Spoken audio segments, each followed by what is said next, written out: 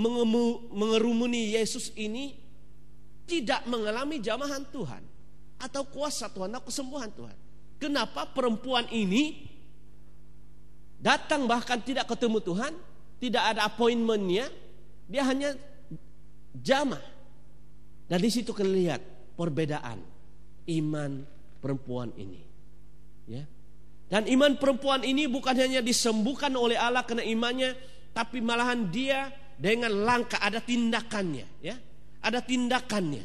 Dia bergerak kepada Tuhan. Dia pergi kepada Tuhan Yesus. Dia percaya Yesus itulah juru sembuh dan tabib. Dan bukan hanya itu, tapi dia saksikan. Ya, ada tindakan. Dia saksikan, Tuhan, saya sudah begini menderita penyakit dan saya disembuhkan oleh-Mu. Dan sekarang saya sudah sembuh.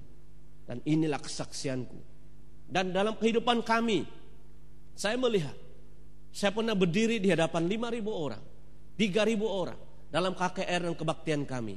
Orang sangka, wah ini pendeta Laud ini hebat. Orang kanker pun didoakan, disembuhkan. Orang yang lumpuh pun didoakan, wah luar biasa dia berjalan. Bahkan ada orang buta, ya sudah puluhan tahun pun bisa melihat. Oh luar biasa nih pendeta Laud ini. Apa ilmu kamu? Saya katakan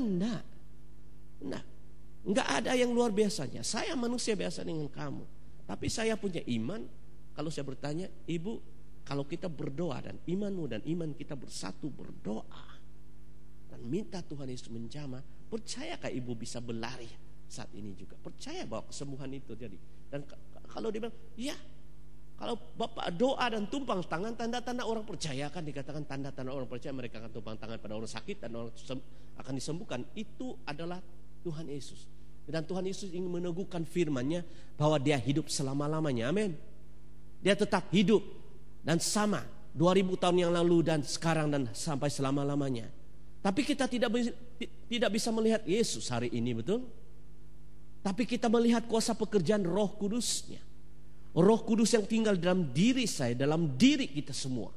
Dan Roh Allah itu lewat karunia kesembuhan dan mujizat itulah yang menyentuh kita. Kita butuhkan. Hari ini saya berdiri saat ini dari hotel tadi.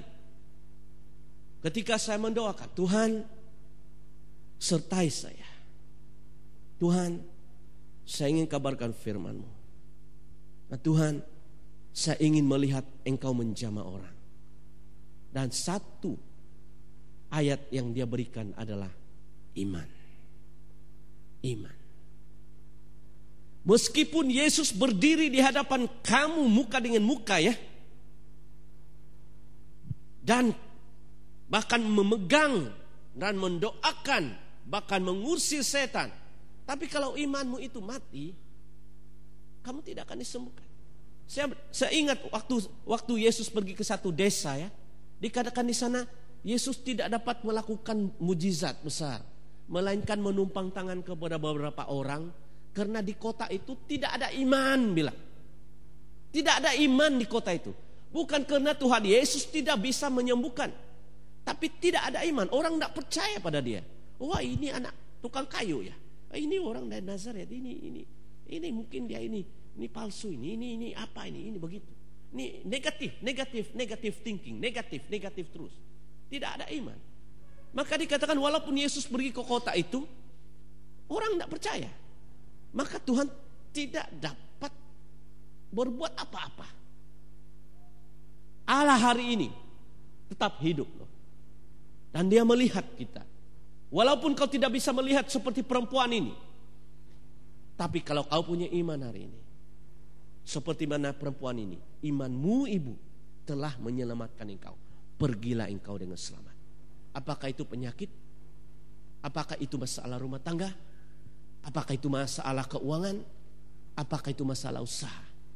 Apakah itu masalah penyakit mental? Segala jenis. Bukan semestinya jasmani sakit. Rohani kita ada yang sakit. Emosi ada yang sakit. Tidak bisa tidur. Aduh. Ya, makan pil pun tidak bisa tidur. Masalah.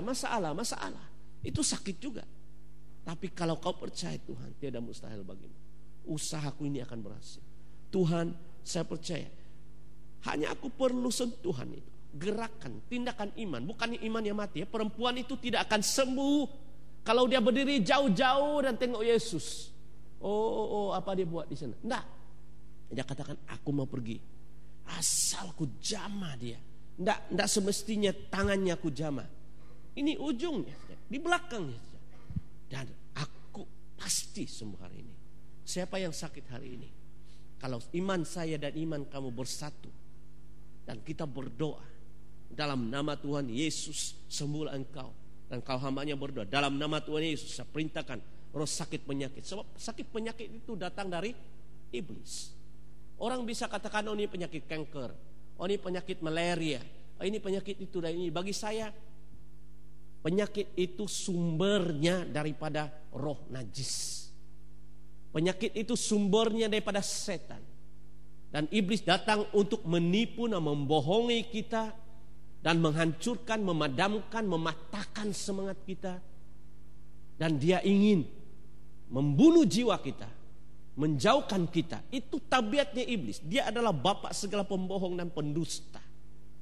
Dan saya lihat dalam Alkitab, saya seliki, apabila Yesus mengusir setan buta, setan tuli, setan yang melumpuhkan orang itu, dan orang itu segera disembuhkan. Keluarlah iblis itu sambil berteriak, engkau anak Allah, dan orang itu disembuhkan oleh Tuhan. Amin. Dan penyakit itu datang dari iblis, bukan dari Allah. Jangan bilang, ini ya dari Tuhan. Ujian benar.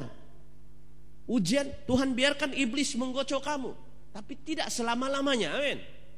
Bukan selama-lamanya Tuhan berikan kamu penyakit. Itu bukan rencana Allah. Dan apabila kami diberi hak dan wewenang untuk mengusir setan-setan penyakit, percayalah, kuasa Allah itu dan iman itu menyembuhkan. Jadi apabila engkau datang minta didoakan pagi ini, jangan bilang, saya sudah tubang tangan Dr. Lodin, sudah doa, tapi tidak sembuh-sembuh juga. Masih sakit loh. Nggak percaya itu. You see,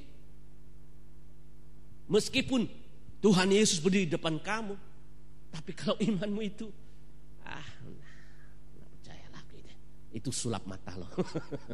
Nggak percaya. Tuhan tidak bisa dengar. Jangan jadi kumpulan-kumpulan orang yang berhimpit-himpit, bahkan memegang tangan Tuhan, bahkan mungkin memegang kaki Tuhan, tapi tidak disembuhkan oleh Yesus. Kenapa? Karena iman mereka itu tidak ada keyakinan. Ya. Nah, seringkali kalau kami berdoa, saya akan tanya dulu dia, percayakah kamu bahwa kalau kami sentuh saja begini, kuasa Allah mengalir dan kau bisa berlari? Saya percaya Pak, nggak ada keraguan Pak.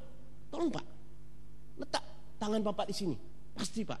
Ya, imanmu sembuhkan kau dalam nama Yesus. Bangun engkau berjalan. Berlari dia. Dia sudah puji Tuhan. Bagus. Enak aku rasa. Sedap aku rasa. Wah, aku sudah disembuhkan Tuhan. Dan 20 tahun kemudian dia masih disembuhkan oleh Allah. Ya, penyakit kanker. Ibu saya meninggal pada usia saya baru berusia 14 tahun. Ibu saya meninggal karena penyakit kanker. Penyakit kanker itu tiada perubatan kecuali diobat waktu baru dia mulai tumbuh kecil. Tapi kalau sudah parah, memang maut. Saya pernah mendoakan beberapa orang yang punya penyakit kanker. Dan ini jujur, saya berani bicara dalam nama Yesus. Saya pernah menghadapi itu. Sebab dalam kehidupan saya sebagai seorang hamba Tuhan, ya, salah satu daripada kekuatan kuasa yang diberikan oleh Tuhan pada saya adalah mendoakan khusus orang-orang kanker. Dan 90% daripada orang yang penyakit kanker disembuhkan. Itu satu karunia khusus ya Pak ya. Saya senang kalau banyak orang kanker, silakan. Saya senang. Bukan saya bilang saya tabib, tapi itu ada kekuatan saya. So, saya lihat mama saya meninggal dia penyakit kanker dan Tuhan ajar saya macam mana ya melayani mereka. Tapi saya juga lihat banyak disembuhkan. Tadi Pak Cornelius bisik saya tadi itu. Dia bilang nanti tolong doa orang sakit ya Pak. Orang sakit. Ya, saya persilakan. Tapi saya akan beritahu kamu bahwa jikalau iman saya kuat di hadapan Allah, saya percaya. Tapi kalau iman kamu enggak ada iman, Tuhan Yesus sendiri pun enggak bisa tumpang tangan hamba Tuhan 10 hamba Tuhan, saya pendeta Cornelius, Pak Endi dan Ibu 4 orang, dalam nama Yesus, keluar kau setan roh najis, roh jahat.